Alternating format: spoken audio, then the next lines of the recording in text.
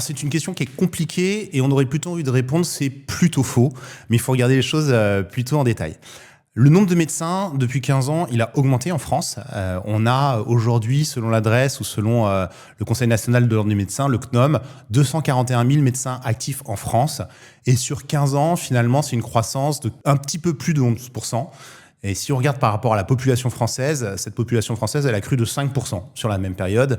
Donc, en proportion, on a plus de médecins tous les ans par rapport au nombre de Français.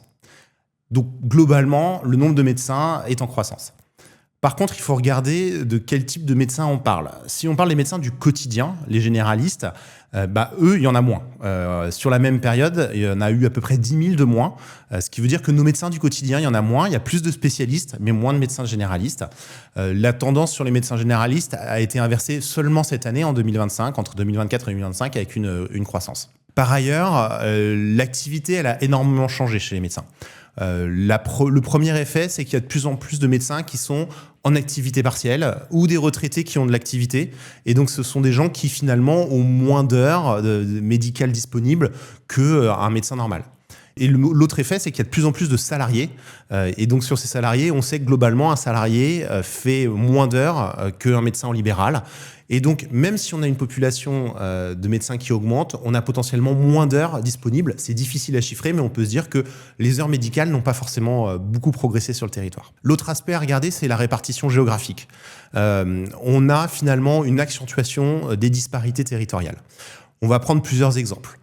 Globalement, sur les littoraux en France, le nombre de médecins, il augmente peut-être aussi vite, voire un peu plus vite que la population sur les littoraux. Et donc, on va se dire que l'accès aux soins reste à peu près le même. Si on prend d'autres territoires, par exemple aux alentours de Limoges, les médecins progressent plus vite que la population. Et donc là, c'est plutôt des dynamiques où, finalement, l'accès aux soins aurait tendance à s'améliorer. En Île-de-France, si on regarde, la population croît et moins vite que le nombre de médecins. Et donc là, les difficultés d'accès peuvent augmenter.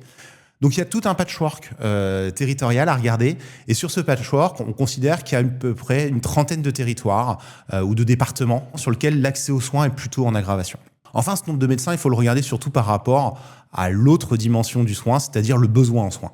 Et celui-ci, il augmente. L'adresse estime qu'il y a 4% de besoins en soins en plus tous les ans. Et donc, même si le nombre de médecins il augmente, potentiellement, il augmente pas assez vite, notamment en heures médicales, par rapport aux besoins de la population. Donc, en conclusion, sur la question est-ce qu'il y a assez de médecins, on peut dire que le nombre de médecins augmente, mais comme on a besoin de plus de soins et que forcément les heures médicales ne grossissent pas autant que le nombre de médecins, on peut se dire que l'accès aux soins est de plus en plus compliqué.